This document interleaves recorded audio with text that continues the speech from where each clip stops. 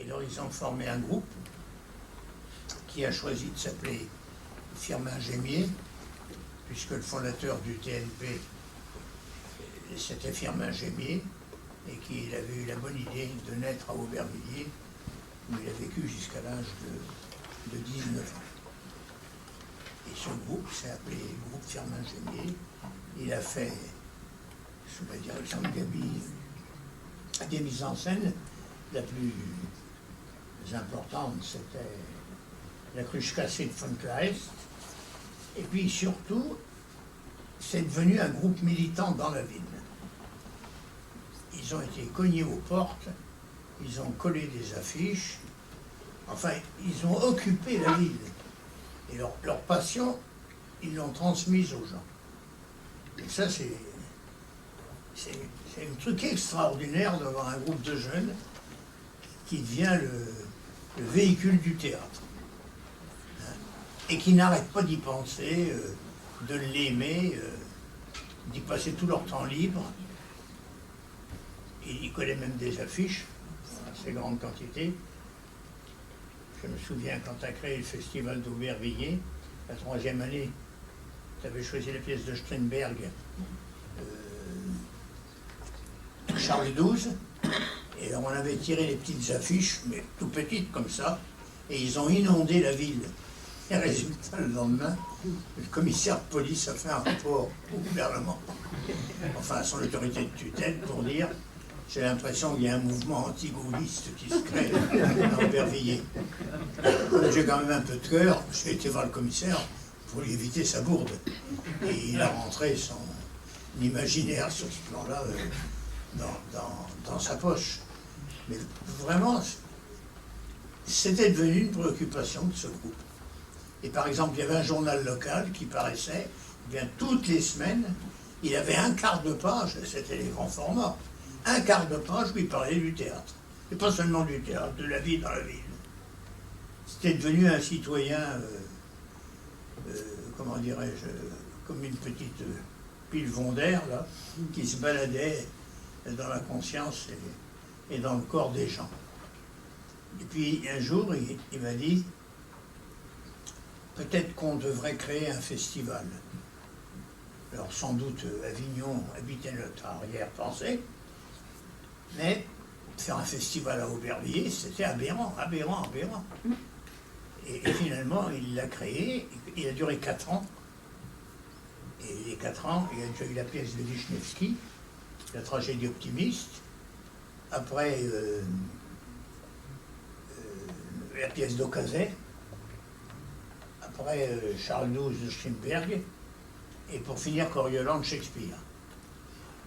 Et tenez-vous bien, aujourd'hui, d'ailleurs hier ça se marquait, il y a une sorte d'opposition apparente entre le sport et la culture. Et bien là, on avait construit un gymnase tout neuf, tout près du théâtre, qui était en construction à partir d'une vieille salle des fêtes. Et les sportifs nous ont prêté 1 mois par an, mais vous vous rendez compte? Essayez d'aller demander aujourd'hui à un groupe de sport de prêter à un théâtre, un local pendant 1 mois. Et ils le prêtaient. Et là, la première année, on a eu 1500 personnes, et quand on a fini, on était 12 000. 8 000, ah peut-être. J'ai tendance à l'inflation. Enfin, quand même, 2 000, c'est déjà important. Et les gens y venaient comme ça. C'est-à-dire que ce théâtre-là n'est pas comme quelqu'un qui descendra en parachute et qui dirait « Me voilà, je suis beau, accueillez-moi, on va avoir une subvention ». Ce théâtre-là, il est une lutte permanente, sociale, politique, culturelle, menée dans une ville ouvrière,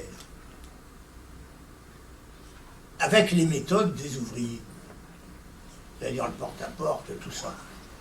Et le résultat, ben, c'est que quand on a eu fini le festival en 64, l'année suivante, 65, on a inauguré le théâtre, avec une pièce qui exprimait Garand fondamentalement, c'était Andorra de Max Frisch. Et d'ailleurs, il y avait une chose qui a continué après, c'était de prendre des jeunes. Marie-Christine Barrault, c'était son premier rôle. Gérard de Sarthe, c'était son premier rôle. Vous voyez? Et le théâtre était devenu familier.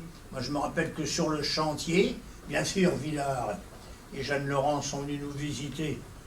On était comme deux gamins, hein, intimidés par ces deux grands. Mais les gens y venaient, le chantier était ouvert. Et je me rappelle un jour avoir rencontré un parent d'élève qui était par ailleurs industriel et qui était assis là, au milieu du chantier. Et alors je le vois, je lui dis, bah alors qu'est-ce que vous faites là? Ben, il dit, je suis en train de me dire que mes impôts, je suis bien content de savoir à quoi ils servent. Vous voyez? C'est-à-dire que ça rentrait dans le fond des êtres. Dans le fond des êtres.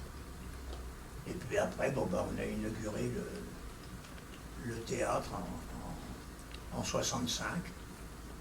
D'ailleurs, la première séance, on avait Aragon, Elsa Triolet, Jean-Louis Barrault et Madeleine Renaud, qui était l'oncle et la tante de Marie-Christine. Voilà un peu ce que je peux dire. C'est vraiment pas une œuvre tombée du ciel.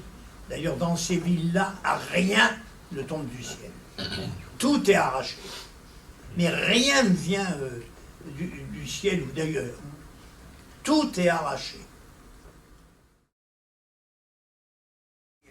Une chose qu'on n'a pas dite sur Aubervilliers,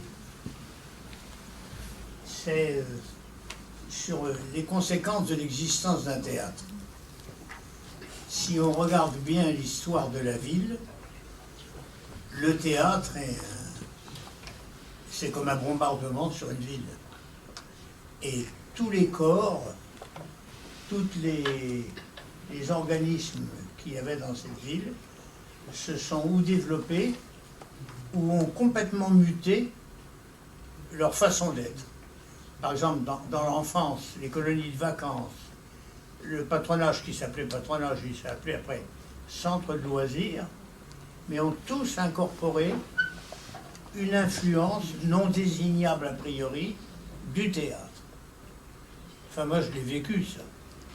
Moi, j'ai été maire adjoint à la culture et à l'école de 59 à 81. Vous voyez? Et donc, vous avez une période assez longue pour voir ce que ça opère. Et ça, pour moi, c'est la chose la plus belle. Ça ne veut pas dire qu'ils font tous du théâtre, mais ça veut dire que le théâtre les fait respirer quelque chose d'autre que ce qu'ils respirent. Et ça compte. Mais il faut aussi que le pouvoir politique y prenne ses responsabilités. Et par exemple, quand Gabriel Garand a monté une pièce de O'Neill, Le Marchand de glace est passé, qui, quand on a fait la première, il y avait beaucoup de critiques, tout ça, c'était applaudi et tout. Et après, plus personne. Plus personne. Et là, vous savez, quand c'est comme ça, il se répand des légendes. Hein? Et d'ailleurs, c'est pas l'homme de théâtre qui est visé, c'est l'adjoint. Parce que les gens, ils ont l'idée que c'est l'adjoint qui dit à l'homme de théâtre ce qu'il faut monter. C'est plus vrai qu'on ne le pense. Et aujourd'hui, un des grands dangers, c'est que les pouvoirs politiques locaux disent « moi je sais mieux que vous ce que la population aime ». Et c'est un problème gigantesque. On avait fait des avancées du temps de Villars, des avancées du temps d'Argenteuil, qui étaient des batailles énormes, y compris internationales. Et aujourd'hui, il y a une rétractation. Il ne faut pas se le cacher. Il y a une rétractation. Donc, il faut avoir une vue, comment dirais-je, ouverte. Il y a des choses qui ont nettement avancé, et puis d'autres en ce moment qui reculent. Moi, je pense à une chose. Je suis au conseil d'administration du théâtre de Bussan. Eh bien, c'est un théâtre où un spectacle par an est entièrement fait par les amateurs avec un professionnel, et un autre théâtre est fait entièrement par des professionnels. Mais franchement, moi j'y suis depuis 17 ans. On est parti, après le départ de Pierre-Richard Wilm, les choses s'en allaient, quoi. Et on avait, je sais pas moi, 1800, 1900, 2000 spectateurs au mois d'août. Mais maintenant, on est à 24 000 ou 25 000. Il y a quand même quelque chose de bien qui s'est passé. Et c'est vrai qu'il y a des combats qui naissent aussi à partir de ce résultat. Parce que quand quelque chose marche, il y en a qui ont pas envie que ça continue de marcher. Il y en a d'autres qui s'enthousiasment pour que ça marche encore plus. Mais c'est la vie, ça. C'est la vie, ça. Non ? Et on rencontre des choses comme ça. Et puis, une autre chose que je voulais dire, il ne faut quand même pas oublier qu'on est dans une société où l'individualisme est développé dans des proportions gigantesques. C'est pas l'individualité, je dis bien l'individualisme. C'est Wim Wenders qui disait « Chacun est un mini-État ». Mais alors qu'est-ce qu'on fait? C'est quand même un sacré problème. Mais il y a un chercheur qui travaille sur la danse, au CNAM, qui s'appelle Yves Clos. Il a, dans le cadre du travail que font les carnets Bagoué, sorti un article, je l'ai là, mais n'ayez pas peur de vous le dire. Attendez une seconde, qui s'appelle « Un singulier collectif ». Et c'est le bilan des études qu'ils ont fait avec des équipes artistiques, avec d'autres équipes médicales et tout, et en les faisant se mélanger. Par exemple, un jour, on a fait une session, il y avait 5-6 danseurs, il y avait 2 chirurgiens qui opèrent du cœur, il y avait 2 conducteurs du TGV quand il arrive à la gare du Nord, et il y avait 3 gars qui font les trous au Père-Lachaise.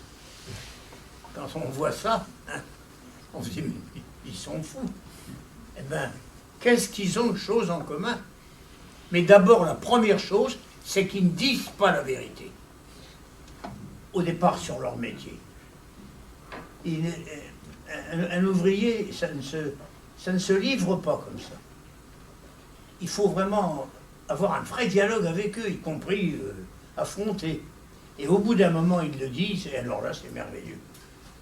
C'est merveilleux.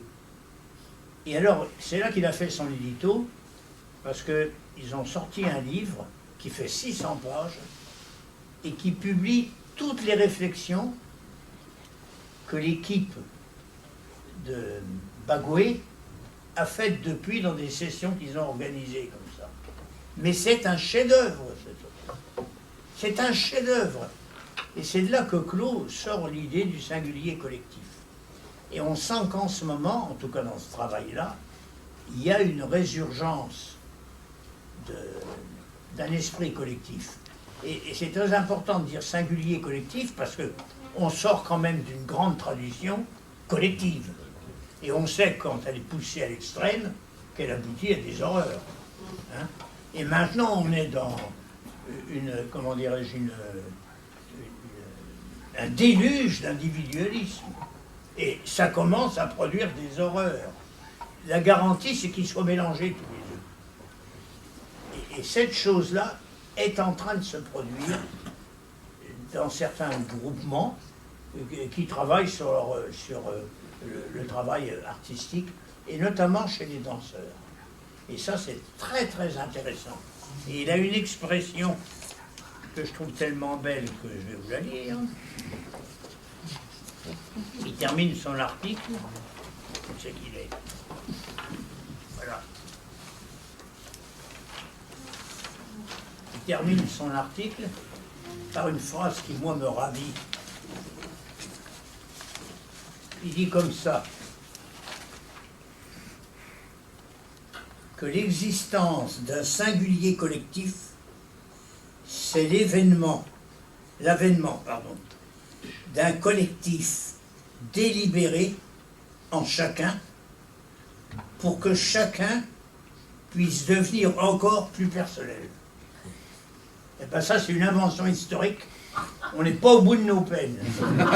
Mais c'est bien d'avoir une vision et d'y travailler.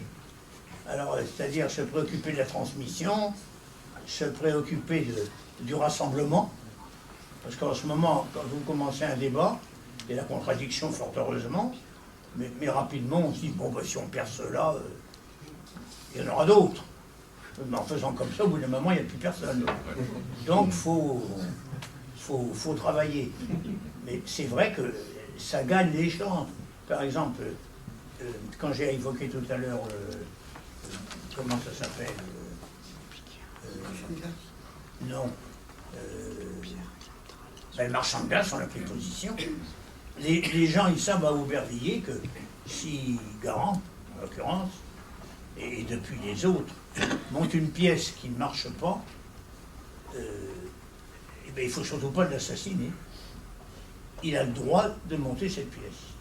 Et elle sera productrice d'une autre manière qu'une pièce qui marche.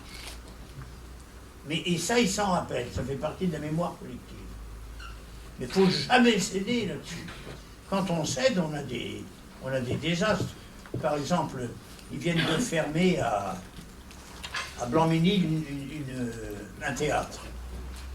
La mairie est passée, les communistes, l'UDI, même pas l'UMP, l'UDI. Et ils ont fermé le théâtre. Mais ça avait commencé avant. Et avant, c'était une municipalité d'Union, mais le maire adjoint aux écoles était socialiste et sortait des tracts, tout en étant maire adjoint aux écoles, contre la programmation du théâtre. Qu'est-ce que c'était pénible. Et pour ne pas arriver à de rupture, les cocos ne répondaient pas. Moi, je leur ai téléphoné, j'ai dit, mais écoutez, il faut répondre. Et on y est allé à deux. J'ai emmené avec moi Catherine Tasca, pour qu'on ne puisse pas me suspecter de faire d'antisocialiste. Alors on y est allés tous les deux, et on a discuté. Et invariablement dans la salle, il y a des gens qui se sont mis à dire, mais enfin, il n'y a pas 50% d'habitants de Blanc-Ménil. Alors moi, il m'est venu l'idée à ce moment-là, j'ai dit, mais quand vous avez des élections municipales, quel est le pourcentage de votants à Blanc-Ménil? Ils ont dit 49%. Et alors vous supprimez le suffrage universel. Tout le monde a rigolé, mais non, parce que il faut avoir une attitude telle que même quand il y a une grosse bourde qui se dit, il faut la reprendre et la retourner pour qu'elle soit constructive. Je trouve que c'est quelque chose de très important. Voilà, mais je m'arrête parce que si je ne m'arrêtais pas...